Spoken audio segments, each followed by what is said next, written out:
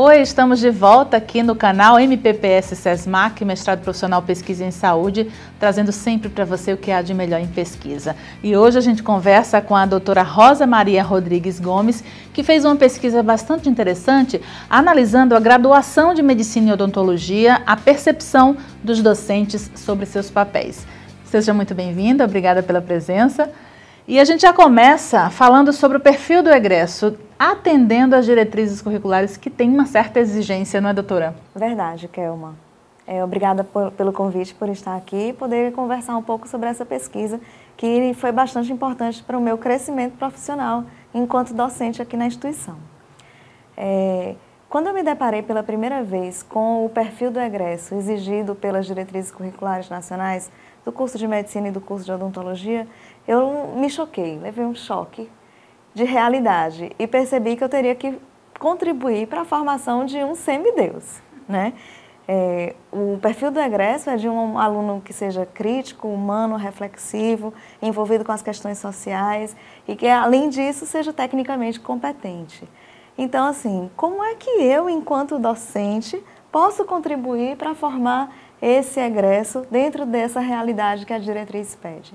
Isso foi inquietação durante muito tempo e me motivou a questionar os meus pares, os outros professores, sobre essa mesma inquietação, se eles também tinham essa mesma inquietação e como é que eles percebiam o exercício profissional enquanto docentes para contribuir para essa formação. É muita exigência, mas é interessante para que se forme de fato um profissional bastante capacitado e com essa visão ampla que o mundo moderno pede, não é? Então, diante disso, como atender a todas essas exigências? Primeiro, a gente precisa conhecer essas exigências, conhecer as diretrizes, saber o que a gente pretende formar. E as diretrizes, ela está ancorada em dois princípios, que é o princípio da autonomia do aluno e o princípio da alteridade, que é o reconhecimento do outro. E você respeitando essa autonomia e essa alteridade, você já está contribuindo para que o aluno tenha as características desejadas. Tudo passa pelo respeito, não é? Verdade. Por conhecer o outro, porque ele é um aluno, você é uma docente, uma médica, mas acima de tudo é um ser humano. Então é importante que haja esse valor, essa valoração. Nessa formação tem que haver uma troca. Então tem que haver essa preocupação de você se reconhecer no outro, reconhecer o outro e também deixar com que o outro assuma as rédeas do seu próprio conhecimento, com que ele possa construir o seu próprio conhecimento, a sua trajetória. É um processo mesmo, né, doutora Rosa Maria? Verdade. E quais os caminhos que essa pesquisa trilhou? Por onde ela passou? A primeira coisa que a gente pôde observar é que o docente, ele precisa estar em um processo constante de formação, né? Então, seja através do mestrado, seja através dos cursos de especialização ou de cursos de curta duração. Mas o docente precisa se voltar para a formação, porque na maioria dos casos, o docente da área de saúde, da odonto e da medicina, é um docente que ele é um profissional técnico, muito bem formado, mas ele não tem capacitação pedagógica. Então, ele precisa investir no conhecimento pedagógico. Até porque a geração de professores é muito diferente da atual geração de aluno que está em sala de aula. Então, a formação do professor foi diferente da formação que é necessária para o aluno hoje. Hoje a gente tem nas nossas salas de aula a geração dos millennials e dos centennials. Então, são jovens que eles não sabem lidar com o mundo offline. Então, são jovens que estão online 100% do tempo. Exato. E nós, docentes, fomos de uma outra geração. Por mais que exista hoje uma geração de docentes mais jovem, mas nós fomos formados de outra maneira. Então, a concepção pedagógica que a gente traz é uma concepção pedagógica de uma educação bancária, de alguém que vinha e que impunha diante da gente o seu conhecimento. E não era a gente que era o autor desse conhecimento.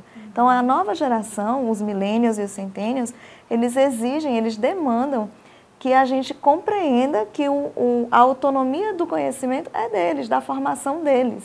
Então, reforçar essas competências docentes, a gente pode colocar assim, não é? Vai garantir que as metodologias ativas, que toda essa inovação e tecnologia que a educação pede, que o Ministério da Educação preconiza, sejam colocadas em práticas e sinta o reflexo, claro, lá na frente com um profissional qualificado na formação. Perfeito, é isso mesmo, Kelma.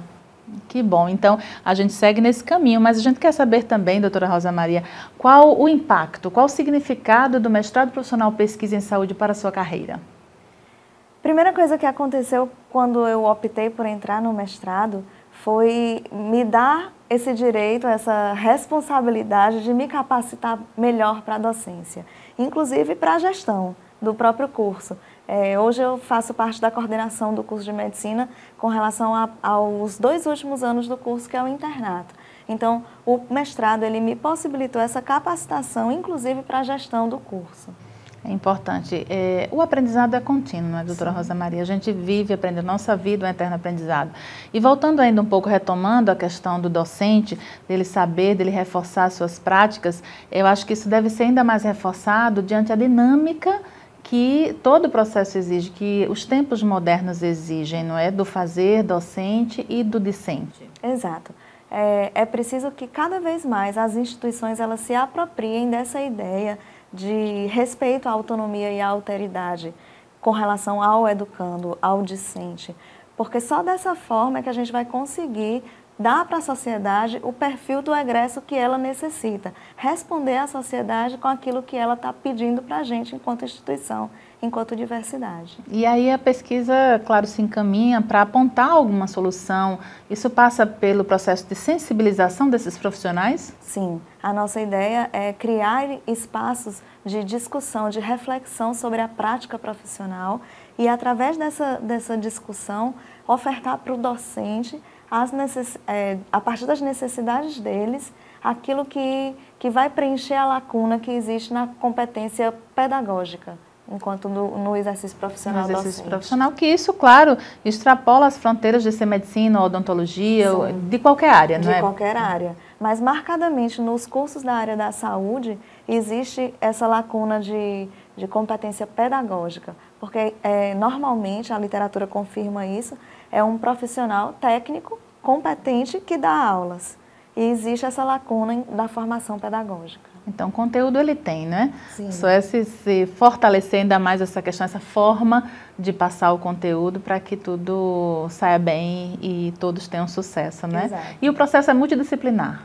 É interessante que a equipe trabalhe em conjunto. Sim. É preciso que a gente tenha o apoio dos núcleos de apoio pedagógico, é preciso que a gente consiga sensibilizar a instituição, que a gente consiga sensibilizar cada um dos docentes para a gente poder atender melhor os nossos discentes e formá-los diante daquilo que as diretrizes preconizam.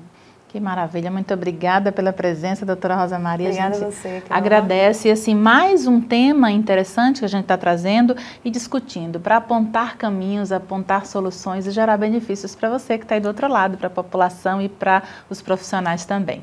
A gente agradece mais uma vez. O canal MPPS SESMAC, Mestrado Profissional Pesquisa em Saúde, segue trazendo mais entrevistas. Continue ligadinho aqui com a gente e até o nosso próximo encontro.